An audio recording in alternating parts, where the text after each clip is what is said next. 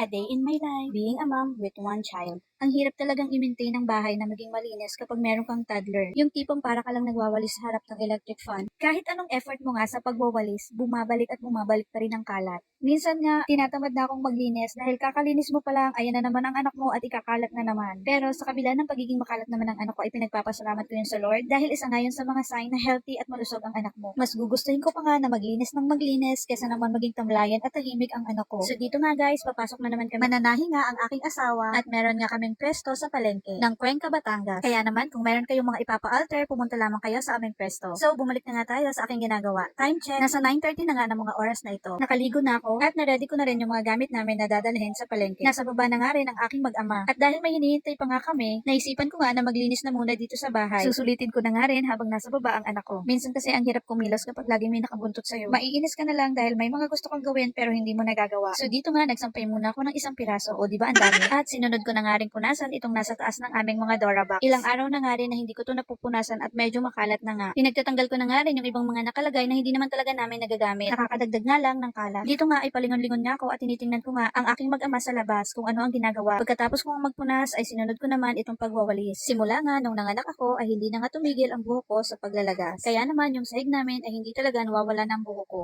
Mukhang hindi pa nga rin kami aalis kaya naman diniretso ko na yung aking pagwawalis. Hindi rin naman nga kalakihan itong bahay namin. Kaya naman hindi talaga siya mahirap linisin. Yun nga lang dapat tulog ang anak ko or ganitong nasa baba siya para nakakapaglinis ako ng maayos. Kasi nga kapag nandito siya or gising siya, hindi talaga ako nakakapaglinis ng maayos. Dahil hindi nga pwede na nawawala ako sa paningin niya. Patapos na nga ako dito kaya hanggang dito na lang. Bye bye!